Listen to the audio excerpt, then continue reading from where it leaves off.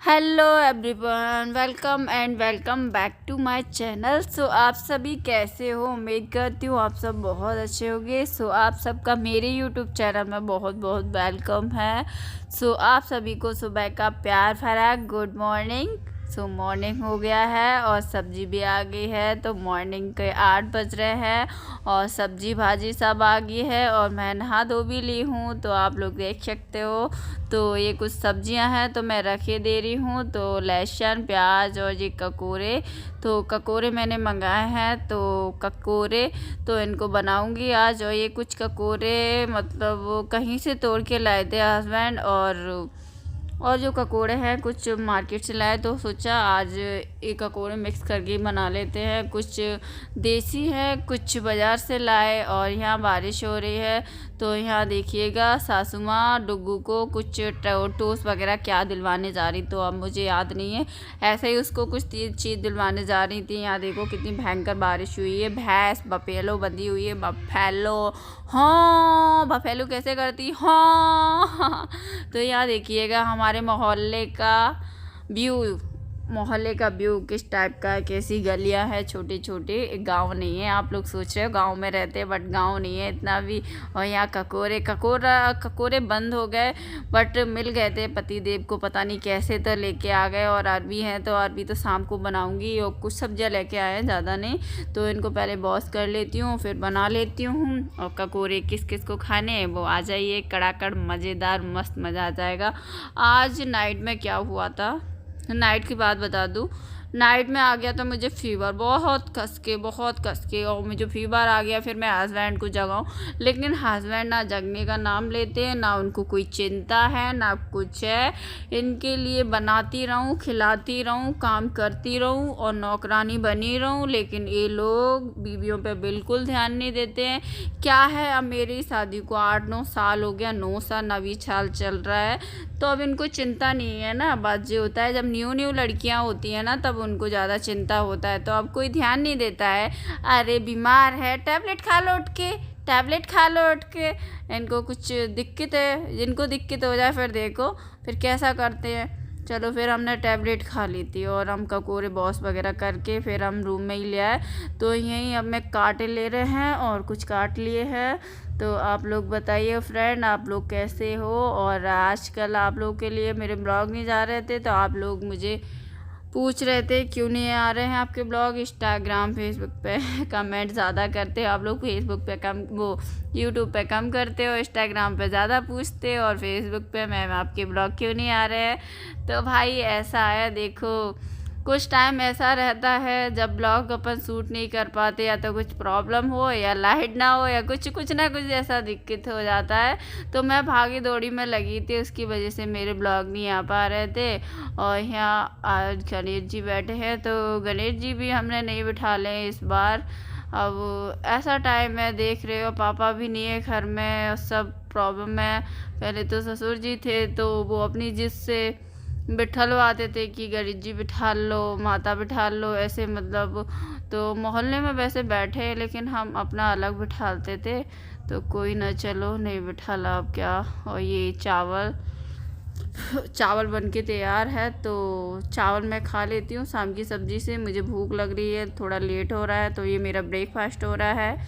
और आप लोगों ने ब्रेकफास्ट में क्या किया वो बताइएगा। मेरा भूख लग रही थी मुझे। कभी कभी ऐसा होता है, अक्सर जल्दी जगने के बाद भूख लगती है तो खा लेते हैं। तो मैं यहाँ खा रही हूँ चावल दाल।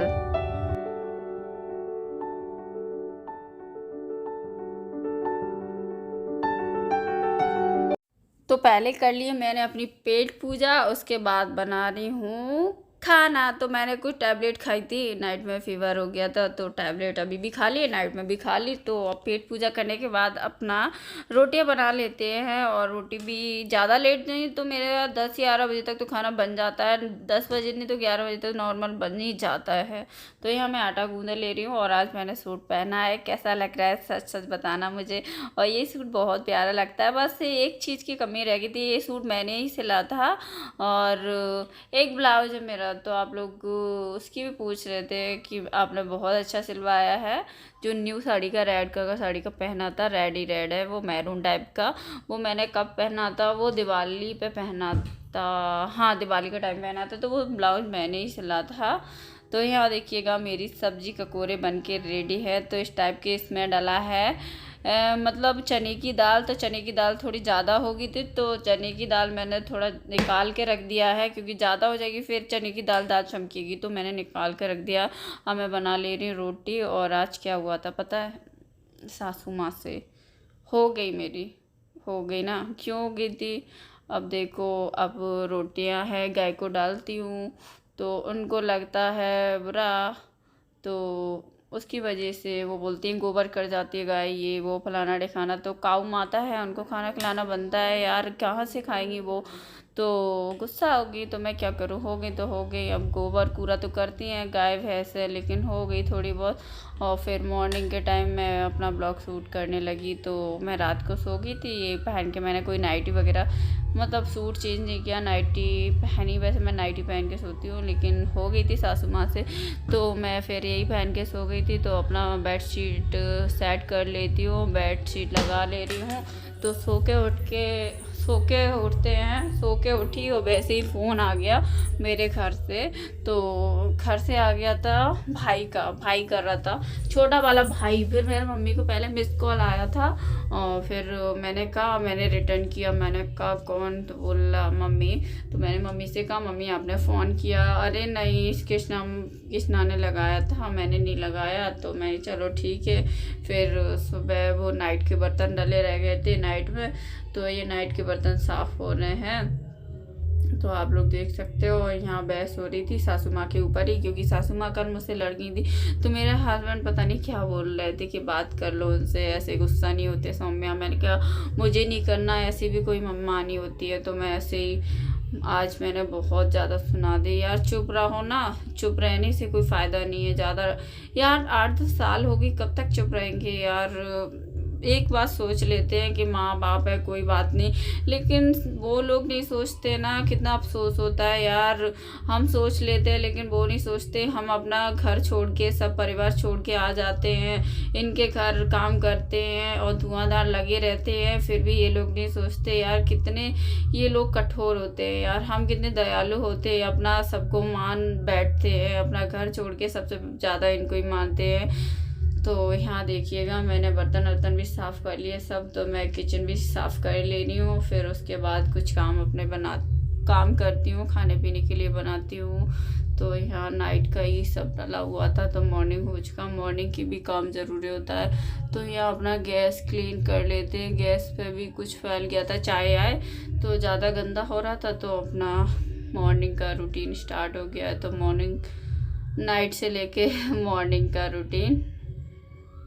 तो यहाँ देखिए कितना गंदगी निकल रहा है। तो प्लेटफॉर्म साफ़ करते रहो, गंदगी निकलती रहेगी, क्योंकि किचन में काम तो होता है भाई। रोटी बनेगी, चावल बनेगा, सब्जी बनेगी, तो किचन तो गंदा होता है भाई, किसी का भी किचन हो। और लेकिन किचन को साफ़ रखना अपने ऊपर होता है, और किचन की साफ़ सफाइयाँ करना ज़रूरी होता है। किचन ऐसा है कि उसमें खाना पीना बनता है, तो किचन साफ़ करना ज़रूरी। और चीज़ रह सकती, और चीज़ को छोड़ सकते, लेकिन किचन को साफ़ ज़रूर करना चाहिए। तो यहाँ मेरी गैस साफ़ हो रही है। तो मैंने जूनी लगा दी है तार वाली, क्योंकि ये छूट नहीं रहा था, उस पर गंदगी चिपक गई थी ना, चाय वगैरह चिपचिपी हो रही थी चूल्हा। तो अब ठीक है, अब साफ़ करे ले रही हूँ। और मेरा सिंक भी गंदा हो गया है, तो मैं इसको भी साफ़ कर लूँगी। और यहाँ देखिएगा, और कुछ नहीं। और मैं यही कह रही थी, मैं चूल्हा साफ़ हो गया। और आप लोग मेरे ब्लॉग पे बने रहिएगा, और ब्लॉग पसंद आते हैं तो लाइक शेयर भी कर दिया करो। और ये ब्लॉग थोड़ा ज़्यादा लॉन्ग हो रहा है, अब मैं क्या करूँ, हो रहा है तो हो रहा है।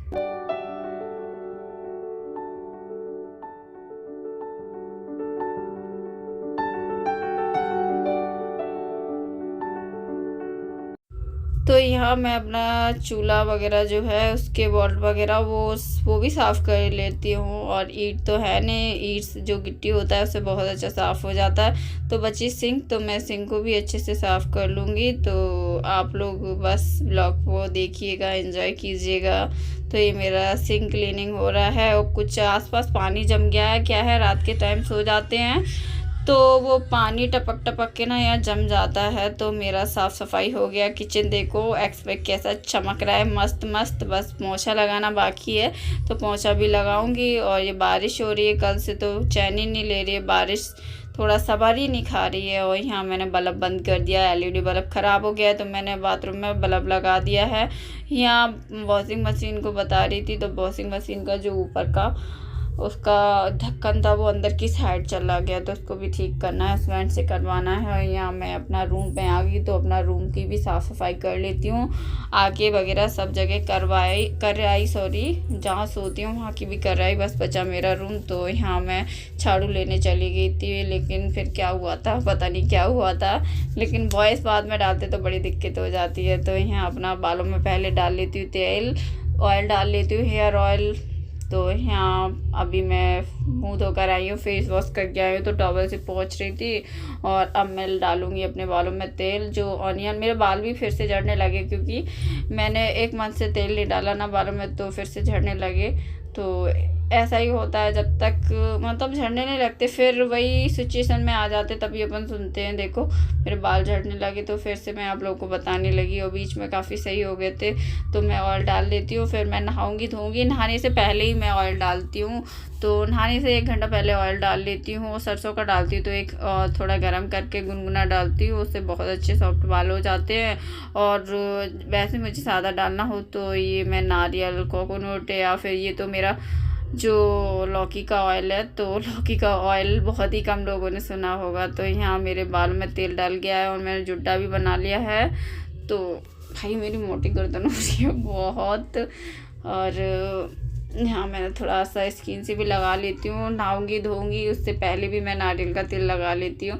बस मैं कोई क्रीम वगैरह यूज नहीं करती हूँ फेस पे, ना ही बॉडी पे। तो ये मेरा कोकोनट, नारियल, यही मेरा है ब्यूटी का राज है। आप लोग कहते हो ना मैम आपकी ब्यूटी का क्या राज है, तो नारियल, कोकोनट ऑयल, तो मैं यही यूज करती हूँ हमेशा से, और करती आ रही हूँ, करती रहूँगी। सो फ्रेंड्स, ब्लॉग को यहीं ऐड कर देते हैं। फ्रेंड्स कैसा लगा ब्लॉग, अच्छा